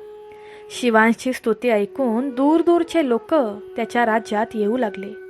त्यांना पाहायचे होते की ते कोणत्या प्रकारचे राज्य आहे जिथे सर्वजण इतके आनंदी आहेत. जेव्हा ते आले तेव्हा त्यांना दिसले की तो खरोखरच एक स्वर्ग आहे. इथे कोणीही भुकेले नाही, कोणीही दुःखी नाही, सगळे आनंदी आहे. असाच काळ निघून जातो. देवयानी आता 55 वर्षांची झाली होती. तिचे केस पांढरे झाले होते. तिच्या चेहऱ्यावर सुरकुत्या आल्या होत्या, पण तिच्या डोळ्यातील चमक तशीच राहिली. ती भक्तीची, सत्याची चमक होती. देवयानी आता तिचा बहुतेक वेळ मंदिरात घालवत असे. ती तिथे बसायची, देवाची पूजा करायची, ध्यान करायची. लोक तिच्याकडे येत असत आणि तिचा सल्ला घेत असत. देवयानी सर्वांना हळुवारपणे गोष्टी समजावून सांगायची आणि त्यांना योग्य सल्ला देत असायची. एके दिवशी एक तरुणी देवयानीकडे आली. ती खूप दुःखी होती. ती देवयानीला म्हणाली, आई, मी खूप दुःखी आहे. माझ्या वडिलांनी माझे लग्न एका अशा माणसाशी लावले आहे जो मला आवडत नाही. मी काय करू? देवयानीने मुलीला प्रेमाने तिच्या शेजारी बसवले आणि म्हणाली, मुली, आयुष्यात कधीकधी आपल्याला अशा परिस्थितींना तोंड द्यावे लागते ज्या आपल्याला आवडत नाहीत. पण या आपल्या परीक्षा आहेत. आपण कसे वागतो हे पाहण्यासाठी देव आपली परीक्षा घेत आहे. तू तुझ्या वडिलांशी बोल, त्यांना तुझी परिस्थिती समजावून सांग.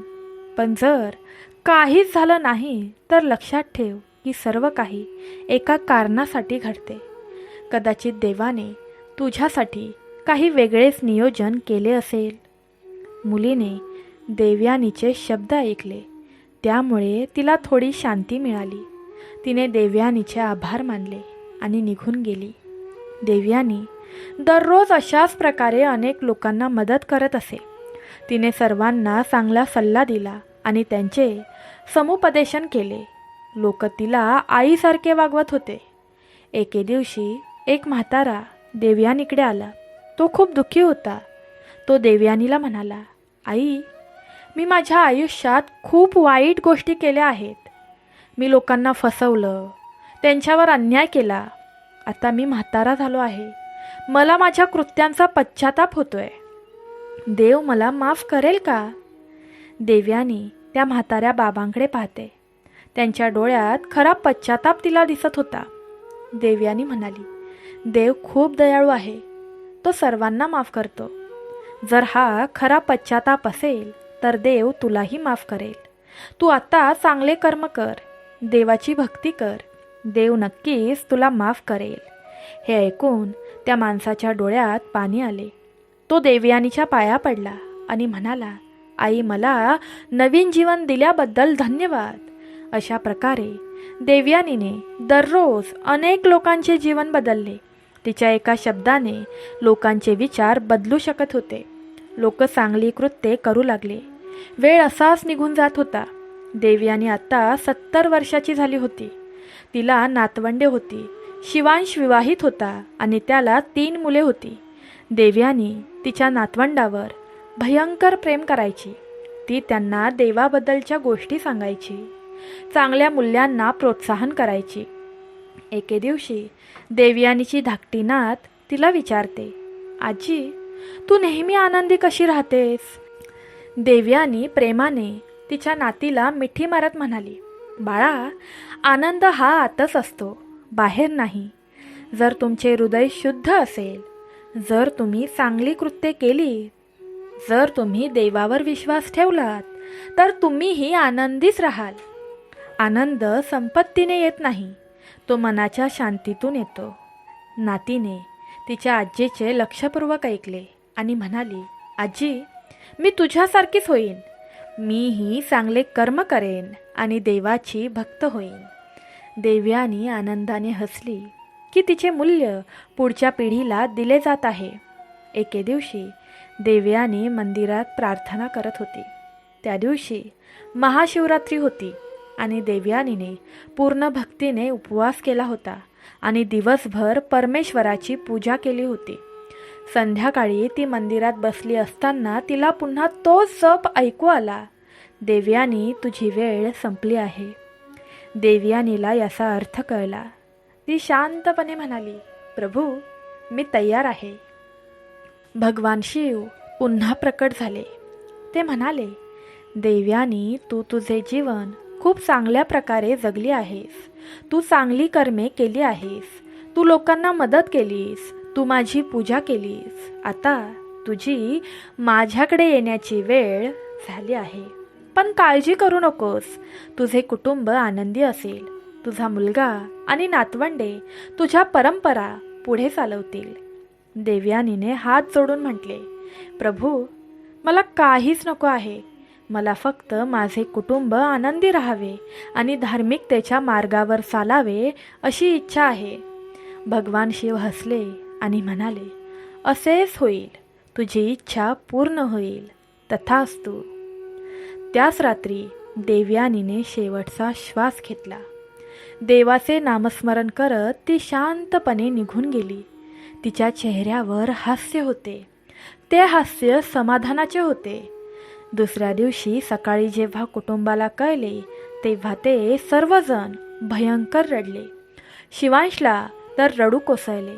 त्याची आई गेली होती, जी आई त्याच्यासाठी सर्वस्व होती. अर्जुनही फार दुःखी होता. त्याने त्याची पत्नी गमावली होती. संपूर्ण राज्याच्या चौकात संतापाची लाट पसरली. लोक रस्त्यावर उतरले. सगळेजण रडत होते. देवयानी त्यांच्यासाठी फक्त राणी नव्हती, ती एक आई होती, एक मार्गदर्शक होती. देवयानीचे अंतिम संस्कार मोठ्या थाटामाटात करण्यात आले. तिला निरोप देण्यासाठी हजारो लोक आले. राजा रतनदेव आणि राणी सुमित्रा देखील आले होते. ते खूप म्हातारे झाले होते, पण त्यांनी त्यांच्या मुलीचे मरण समोर पाहिले होते. त्यांनी त्यांच्या मुलीला शेवटचे पाहिले आणि ते खूप रडले. अंत्यसंस्कारानंतर शिवांशने घोषणा केली. त्याने सांगितलं की आजपासून दरवर्षी महाशिवरात्रीला एक मोठी मेजवानी आयोजित केली जाईल. त्या दिवशी सर्व गरिबांना जेवण दिले जाईल. देवयानीच्या स्मृतिप्रित्यर्थ ही मेजवानी आयोजित केली जाईल. लोकांनी शिवांशच्या घोषणेचे स्वागत केले आणि म्हटले की देवयानीला सर्वोत्तम श्रद्धांजली आहे. वेळ निघून गेला. देवयानीला जाऊन बरीच वर्ष झाली होती. पण लोकांना अजूनही तिची आठवण येत होती. तिची कहाणी पिढ्यानपिढ्या चालत राहिली. पालक आपल्या मुलांना देवयानीची गोष्ट सांगत असत. पहा, देवयानीने तिच्या कृतीने सर्वांच्या हृदयात कसे स्थान मिळवले. शिवांशने त्याच्या आईच्या नावाने एक मोठे मंदिर बांधले. मंदिराच्या आत भगवान शिवांची एक मोठी मूर्ती होती. मंदिराबाहेर देवयानीची मूर्तीही स्थापित करण्यात आली. त्या मूर्तीत देवयानी देवाची पूजा करताना दाखवण्यात आली. दूर दूरवरून लोक मंदिरात येऊ लागले. त्यांनी देवयानीची कहाणी ऐकली आणि त्यांना प्रेरणा मिळाली. देवयानीची कहाणी ऐकून अनेकांचे जीवन बदलले. तेही चांगले कर्म करू लागले. त्यांनी गरिबांना मदत करायला सुरुवात केली. एके दिवशी एक खूप श्रीमंत व्यापारी मंदिरात आला. तो व्यापारी खूप गर्विष्ठ होता. त्याला त्याच्या संपत्तीचा खूप अभिमान होता. तो मंदिरात आला आणि त्याने देवयानीची मूर्ती पाहिली. त्याने मंदिराच्या पुजाऱ्याला विचारले की ही कोण आहे. पुजाऱ्याने देवयानीची संपूर्ण कहाणी सांगितली. ती कशी राजकन्या होती, तिने गरिबीचा सामना कसा केला, तिने कधीही तिची भक्ती कशी सोडली नाही, तिने इतरांची सेवा कशी केली. व्यापाऱ्याने हे सर्व लक्षपूर्वक ऐकले. कथा संपल्यानंतर तो बराच वेळ गप्प राहिला. मग तो म्हणाला, आजपर्यंत मला संपत्ती हेच सर्वस्व वाटत होते, पण देवयानी म्हणाली होती की खरी संपत्ती म्हणजे सत्कर्म. मी माझे संपूर्ण आयुष्य फक्त पैसे कमावण्यात घालवले. मी कधीही कोणालाही मदत केली नाही, पण आजपासून मी बदलेन. मी देवयानीसारखाच गरिबांना मदत करेन. पुजारी हसला. तो म्हणाला की हा देवयानीचा सर्वात मोठा वारसा आहे. ती लोकांचे विचार बदलते. ती लोकांना चांगली कामे करण्यास प्रेरित करते. त्या दिवसापासून व्यावसायिकाने त्याचे आयुष्य बदलले. त्याने गरिबांना मदत करण्यासाठी त्याच्या संपत्तीचा बराचसा भाग दान केला. एक रुग्णालय उघडले. लोक त्याची स्तुती करू लागले. अशा प्रकारे देवयानीची कहाणी लोकांना प्रेरणा देत राहिली. तिची कहाणी ऐकून अनेकांचे जीवन बदलले. काळ निघून गेला. शिवांश देखील म्हातारा झाला होता. त्याचा मुलगा आता राजा झाला होता. पण शिवांश त्याच्या आईला कधीही विसरला नाही. तो रोज मंदिरात जात असे. तिच्या पुतळ्यासमोर बसून तिच्याशी बोलत असे. तो तिला त्याच्या दिवसाबद्दल सर्व काही सांगत असे. एके दिवशी शिवांश मंदिरात बसला होता. तो त्याच्या आईशी बोलत होता. आई, तू आम्हाला गरिबांना मदत करायला शिकवलेस.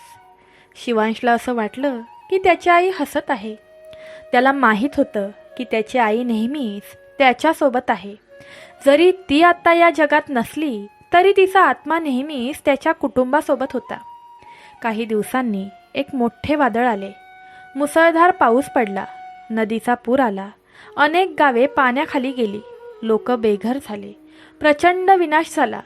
शिवांशचा मुलगा राजा देवेंद्र त्याने तातडीने कारवाई केली.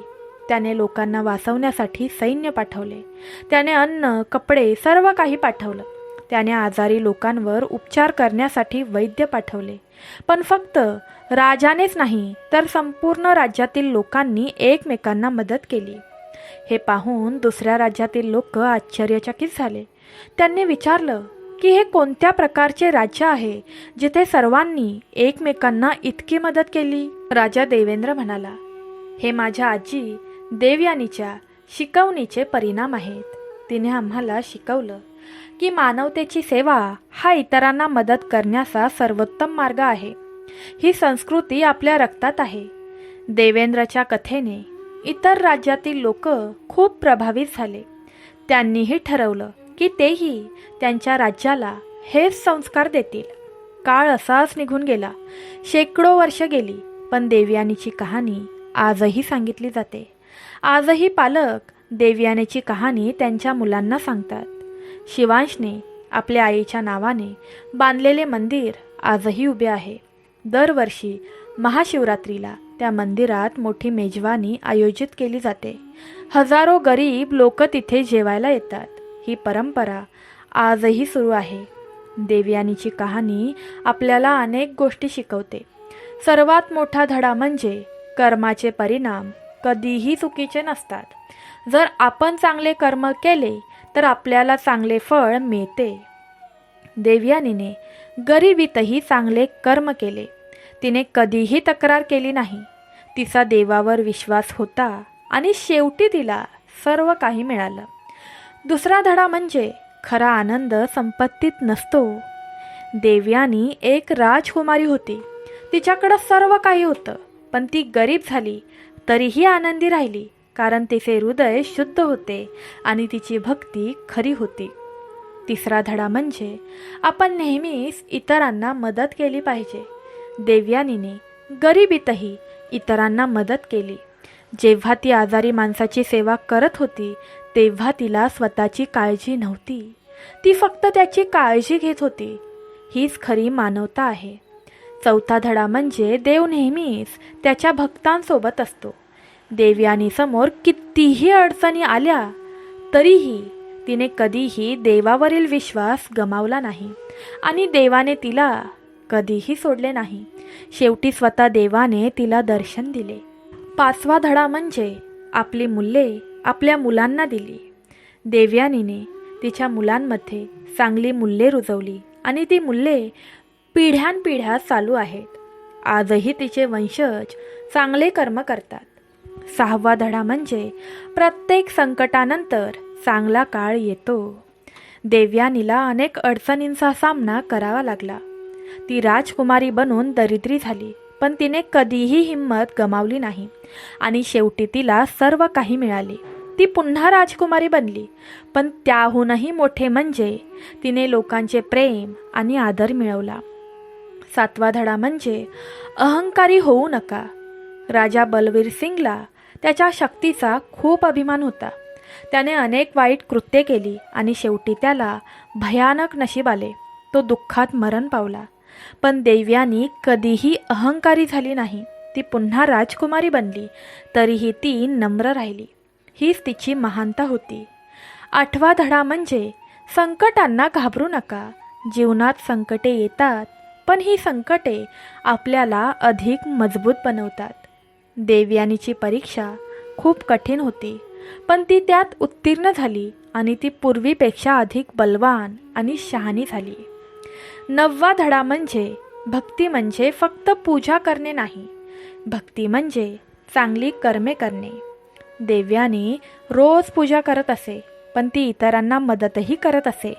हीच खरी भक्ती आहे. 10वा आणि सर्वात महत्त्वाचा धडा म्हणजे कृती ही आपली खरी ओळख आहे. देवयानी एक राजकन्या होती, पण लोक तिला तिच्या राजकन्या ओळखीसाठी नव्हे तर तिच्या कर्मासाठी लक्षात ठेवतात. तिने चांगली कामे केली आणि म्हणूनच आजही ती लोकांच्या हृदयात जिवंत आहे. देवयानीची कहाणी आपल्याला हे देखील शिकवते की जीवनात चढ उतार येतात. कधी चांगला काळ येतो तर कधी वाईट, पण आपण कधीही आपला धर्म सोडू नये. आपण नेहमीच चांगले कर्म करत राहिले पाहिजे, कारण शेवटी आपली कृतीच आपल्याला एक चांगली व्यक्ती बनवते. ही कहाणी आपल्याला हे देखील शिकवते की देवाची योजना आपल्यापेक्षा खूप मोठी आहे. कधीकधी आपल्याला असं वाटतं की आपल्यासोबत वाईट गोष्टी घडत आहेत, पण प्रत्यक्षात देव आपल्याला काहीतरी मोठ्या गोष्टीसाठी तयार करत आहे. देवयानी गरीब आणि एकटी होती, पण तिने कधीही आशा सोडली नाही. तिचा देवावर विश्वास होता आणि देवाने तिला मदत केली. ही कहाणी आपल्याला हे देखील शिकवते की खरे सौंदर्य आत असते, बाहेर नाही. देवयानी फार सुंदर होती, पण जेव्हा ती गावात गेली तेव्हा तिचे बाह्य सौंदर्य नाहीसे झाले. तिचा चेहरा काळवंडला, तिचे कपडे फाटले होते, पण तिचे आंतरिक सौंदर्य वाढले होते. तिचे हृदय अधिक पवित्र झाले आणि या सौंदर्यामुळे लोक तिच्यावर प्रेम करू लागले. देवयानीची कहाणी आपल्याला हे देखील शिकवते की आपण आपल्या वडीलधाऱ्यांचा आदर केला पाहिजे. देवयानी गंगेचा फार आनंद करत असे. गंगा एक सामान्य गरीब स्त्री होती, पण देवयानी तिच्याशी आईसारखे वागली. सेवा करणे ही आपली संस्कृती आहे. ही कहाणी आपल्याला हे देखील शिकवते की आपण कोणावरही सूड घेऊ नये. राजा बलवीर सिंग देवयानीशी खूप वाईट वागला. पण जेव्हा तो मरण पावला तेव्हा देवयानीला राग आला नाही, तिला फक्त दुःख झाले. तिला वाटलं की राजा बलवीर सिंगने वाईट कृत्ये केली आहेत आणि त्याला त्याचे फळ मिळाले आहे. ही योग्य विचारसरणी आहे. देवयानीने गरिबांना भक्ती आणि सेवा शिकवली आणि शिवांश एक महान राजा बनला. हे पालकांचे सर्वात मोठे कर्तव्य आहे. ही कहाणी आपल्याला हे देखील शिकवते की आपण आपल्या कामात प्रामाणिक असले पाहिजे. जेव्हा देवयानी शेतात काम करत असे तेव्हा ती तिच्या वडिलांच्या तत्वांचे पूर्ण प्रामाणिकपणाने पालन करत असे. तिने कधीही अन्याय मार्गांचा अवलंब केला नाही.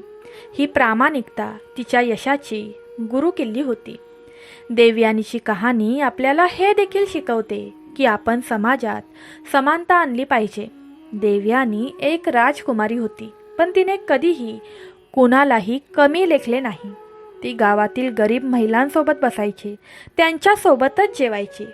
तिच्यासाठी सर्वजण समान होते. ही खरी समानता आहे.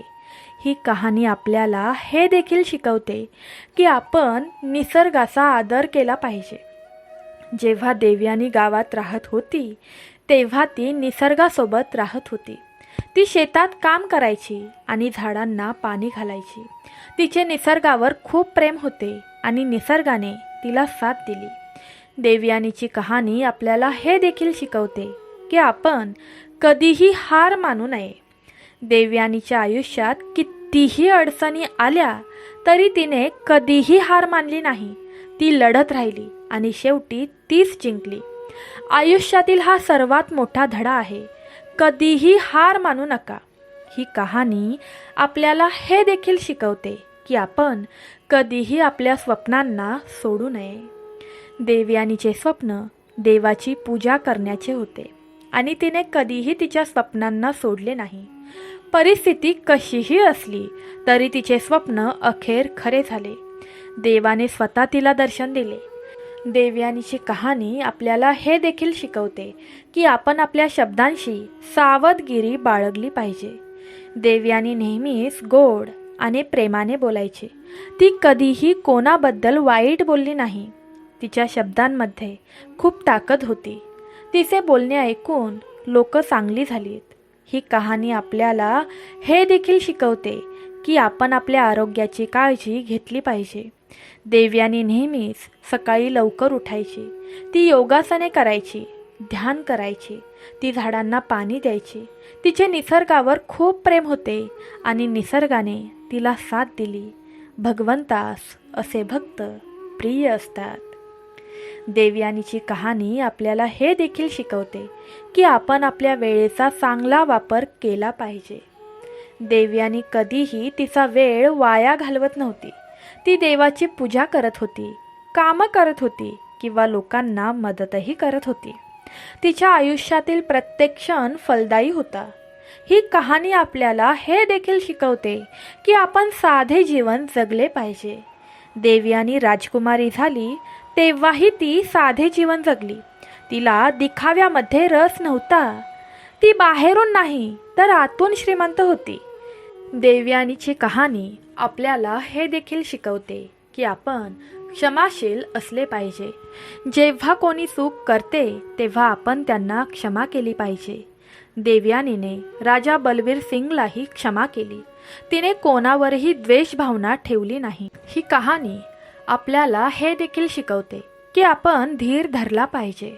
चांगले परिणाम मिळवण्यासाठी वेळ लागतो. देवयानी 3 वर्षे गरिबीत राहिली, पण तिने धीर सोडला नाही आणि शेवटी तिला सर्व काही मिळाले. धीराचे फळ मिळाले.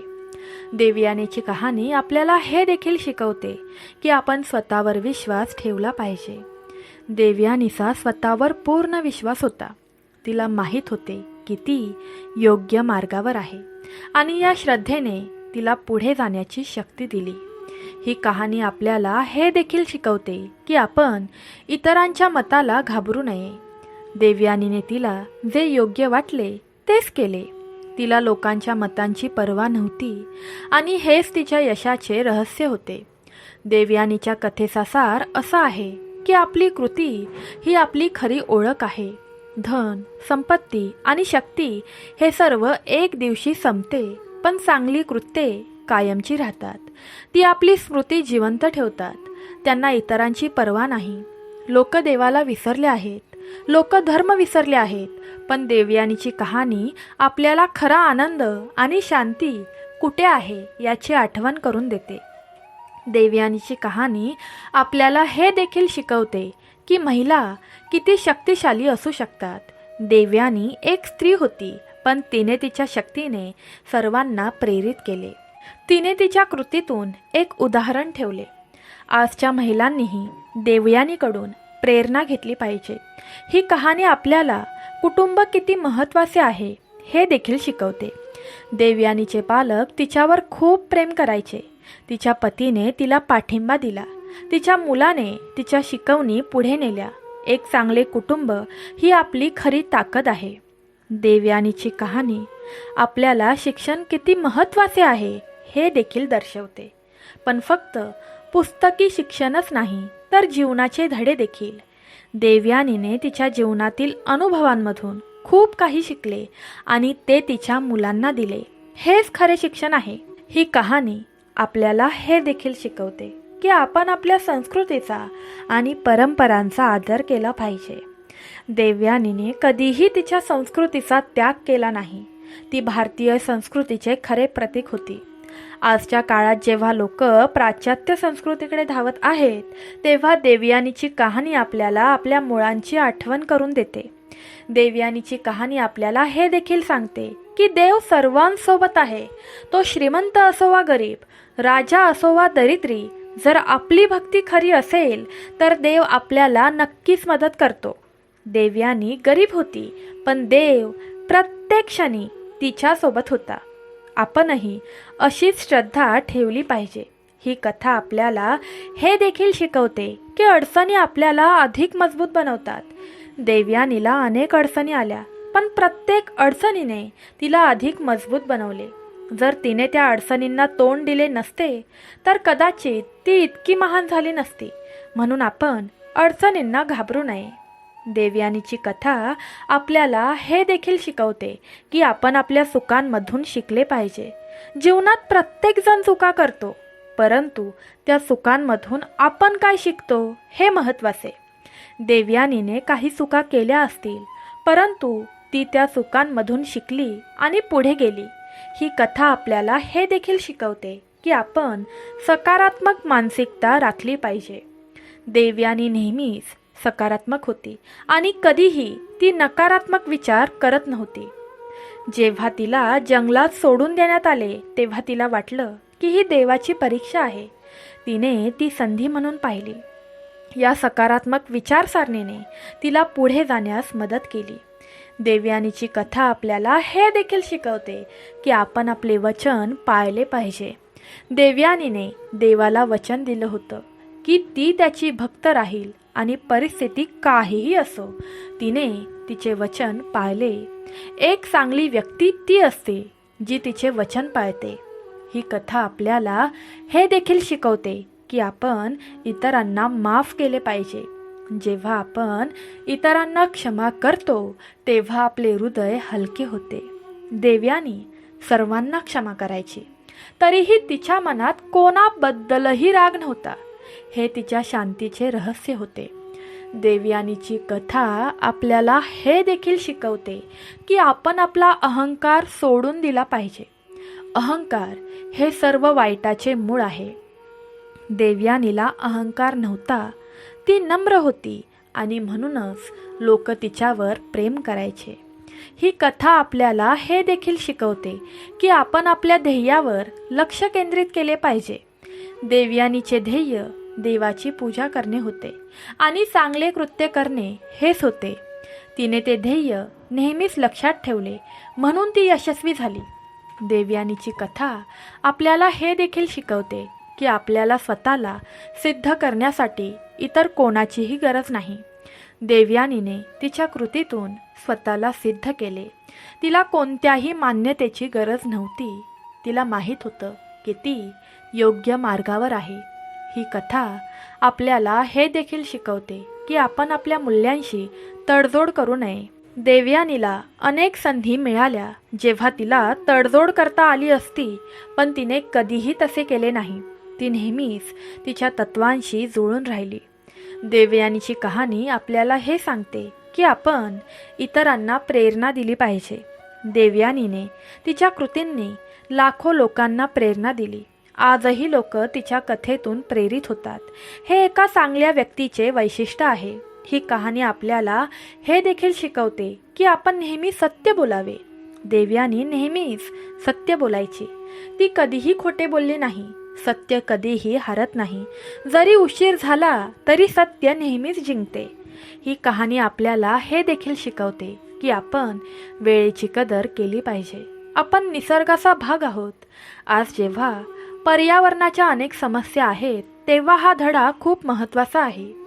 देवयानीची कहाणी आपल्याला हे देखील शिकवते की आपण आपल्या आरोग्याची काळजी घेतली पाहिजे, परंतु त्याबद्दल वेड लावू नये.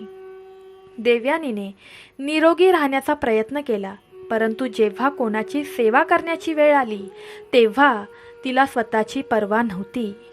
ही कहाणी आपल्याला हे सांगते की आपण प्रत्येक वयात शिकत राहिले पाहिजे. देवयानीने आयुष्यभर कधीही शिकणे थांबवले नाही. तिने प्रत्येक अनुभवातून काहीतरी शिकले. शिकणे ही आयुष्यभर चालणारी प्रक्रिया आहे.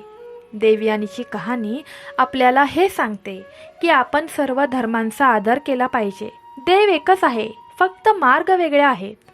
देवयानी भगवान शिवांची भक्त होती, पण तिने कधीही इतर कोणत्याही धर्माचा अनादर केला नाही. ही कथा आपल्याला आपली भाषा आणि संस्कृतीवर प्रेम करायला शिकवते. देवयानीला तिची भाषा आणि संस्कृती खूप आवडायची. तिने तिच्या मुलांनाही हेच शिकवलं.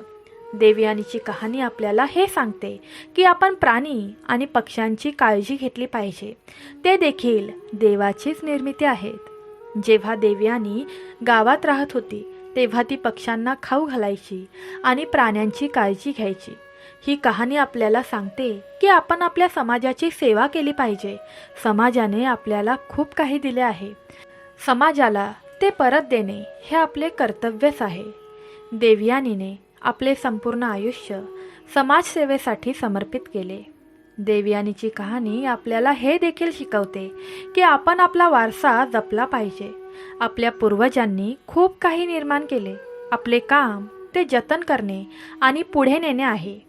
देवयानीचा वारसा तिच्या मुलाने आणि नातवंडांनी पुढे नेला.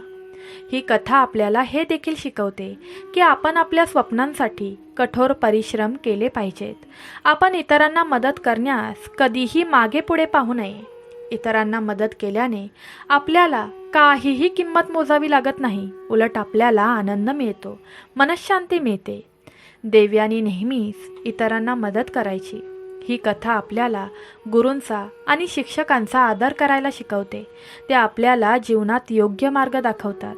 देवयानीला जीवनाचे धडे देणाऱ्या ऋषींचा ती मनापासून आदर करत असे. देवयानीची कहाणी आपल्याला हे सांगते की आपण नेहमीच आशावादी राहिले पाहिजे. परिस्थिती कितीही प्रतिकूल असली तरी आपण कधीही आशा सोडू नये. देवयानीने कधीही आशा सोडली नाही आणि तीच तिची ताकद होती. ही कथा आपल्याला सांगते की आपण आपल्या विचारांवर नियंत्रण ठेवले पाहिजे. आपले विचार आपली कृती बनतात आणि आपल्या कृती आपले नशीब घडवतात. देवयानी नेहमीच सकारात्मक दृष्टिकोन ठेवत असे. देवयानीची कहाणी आपल्याला इतरांशी स्वतःची तुलना करू नये हे शिकवते. प्रत्येकाचा स्वतःचा प्रवास असतो. देवयानीने कधीही स्वतःची तुलना कोणाशीही केली नाही. ती स्वतःच्या मार्गावर चालत राहिली. ही कहाणी आपल्याला आपल्या आतला आवाज ऐकायला शिकवते. आपले अंतर्ज्ञान आपल्याला योग्य मार्गावर घेऊन जाते. देवयानी नेहमीच तिच्या अंतर्ज्ञानाचे ऐकत असे. देवयानीची कहाणी लहान आनंदाची कदर करायला शिकवते. आयुष्यात कमी आनंद मिळतो. खरा आनंद छोट्या छोट्या गोष्टींमध्येच असतो. देवयानीला फूल पाहूनही आनंद व्हायचा. ही कथा आपल्याला हे देखील शिकवते की आपण आपल्या नात्यांची कदर केली पाहिजे. नातेसंबंध ही आपली खरी संपत्ती आहेत. देवयानी नेहमीच तिच्या नात्यांची कदर करत असे आणि हेच तिच्या आनंदाचे रहस्य होते. देवयानीची कहाणी आपल्याला हे देखील शिकवते की आपण कधीही आपल्या जबाबदाऱ्यांपासून पळू नये. जबाबदारी घेणे आपल्याला प्रौढ बनवते. देवयानीने नेहमीच तिच्या जबाबदाऱ्या डोक्यावर घेतल्या. ही कथा आपल्याला हे देखील शिकवते की आपण आपल्या शब्दांमध्ये आणि कृतींमध्ये सुसंगत असले पाहिजे. आपण जे बोलतो ते आचरणात आणले पाहिजे. देवयानी तशीच होती. तिचे शब्द आणि कृती सुसंगत होत्या. देवयानीच्या कथेचा शेवट सुंदर आहे. तिने आपले संपूर्ण आयुष्य देवाची भक्ती आणि लोकांच्या सेवेसाठी समर्पित केले आणि शेवटी तिला सर्व काही मिळाले. आदर, प्रेम, आनंद आणि सर्वात महत्त्वाचे म्हणजे देवाची एक झलक. हेच जीवनाचे ध्येय असले पाहिजे. आज जेव्हा आपण ही गोष्ट ऐकतो तेव्हा आपल्याला देवयानीसारखे व्हायचे असते, पण ते तितकेसे कठीण नाही. आपल्याला फक्त चांगली कृत्ये करायची आहेत, देवावर विश्वास ठेवायचा आहे आणि इतरांना मदत करायची आहे. हीच देवयानीची शिकवण आहे. ही कथा नाही तर एक मार्गदर्शक आहे. ते आपल्याला आपले जीवन कसे जगायचे ते सांगते. ते आपल्याला सांगते की आपल्या कृती नेहमीच फळ देतात. जर आपण चांगले कर्म केले तर आपल्याला त्याचे फळही चांगलेच मिळणार. आजच्या काळात जेव्हा सर्वत्र अंधार पसरलेला दिसतो, जेव्हा लोक धर्मापासून दूर जात आहेत, तेव्हा स्वार्थ वाढत आहे, तेव्हा देवयानीची कहाणी एका दिव्यासारखी आहे. ती आपल्याला प्रकाश दाखवते. ती आपल्याला योग्य मार्ग दाखवते. देवयानीची कहाणी आपल्याला आठवण करून देते की आपण मानव आहोत आणि मानव असणे म्हणजे इतरांची काळजी घेणे, इतरांना मदत करणे, प्रेम वाटणे, आनंद वाटणे हा आपला धर्म आहे. ही कहाणी ऐकल्यानंतर आपण आपल्या जीवनावर नक्कीच एक नजर टाकली पाहिजे. जर या प्रश्नांची उत्तरे हो असतील तर आपण योग्य मार्गावर आहोत आणि जर नाही तर अजून खूप उशीर झालेला नाही. आपण आजच बदल करू शकतो. देवयानीची कहाणी आपल्याला आशा देते. ती आपल्याला सांगते की परिस्थिती कठीण असली तरी आपण हार मानली नाही तर आपण नक्कीच जिंकू. देवयानीने हार मानली नाही आणि ती जिंकली. आपणही जिंकू शकतो. ही कहाणी आपल्याला प्रेरणा देते. ती आपल्याला सांगते की आपणही काहीही करू शकतो. हे देवाचे सत्य आहे. हेच धर्माचे सार आहे. ही कर्मशक्ती आहे. आपण सर्वजण देवयानीसारखे चांगले कर्म करण्याचा संकल्प करूया. आपणही इतरांना मदत करू. आपणही खऱ्या अर्थाने देवाची उपासना करू. तरच आपले जीवन यशस्वी होईल.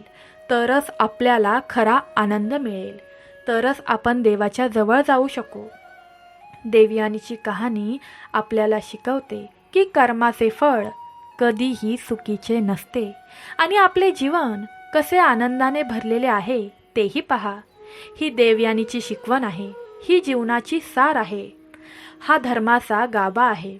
जय भगवान शिव, जय माता देवयानी आणि देवाचे आशीर्वाद आपल्या सर्वांवर असोत. आपण सर्वजण चांगले कर्म करूया, आनंदी राहूया ही आपली प्रार्थना आहे. श्री गुरुदेव दत्त. भक्तांनो, आजची ही दत्तगुरूंनी सांगितलेली कहाणी तुम्हाला कशी वाटली हे नक्की आम्हाला कमेंट करून सांगा. आजच्या कहाणीतून तुम्हाला काहीतरी शिकायला मिळाले असेल अशी मी आशा करते. तुम्हाला आजची कहाणी आवडली असेल तर कमेंट बॉक्समध्ये तुमच्या देवाचा जयघोष करायला विसरू नका. तसंच आपल्या आम्ही स्वामी भक्त या चॅनलला सबस्क्राईब करून आपल्या आध्यात्मिक कुटुंबाचा भाग व्हा. सर्वांनी तुमची काळजी घ्या. मी भगवंताच्या चरणी मनापासून प्रार्थना करते. हे भगवंता, ही कहाणी ऐकणाऱ्या, ही कहाणी इतरांपर्यंत पोचवणाऱ्या भक्ताच्या सर्व इच्छा पूर्ण करा. त्यांना कधीही गरिबी जीवन जगू देऊ नका. तसेच त्यांच्या कुटुंबाचे रक्षण करा. हीच तुमच्या चरणी मनापासून प्रार्थना. तथास्तु. श्री गुरुदेव दत्त. श्री स्वामी समर्थ. सांब सदाशिव. राधे राधे.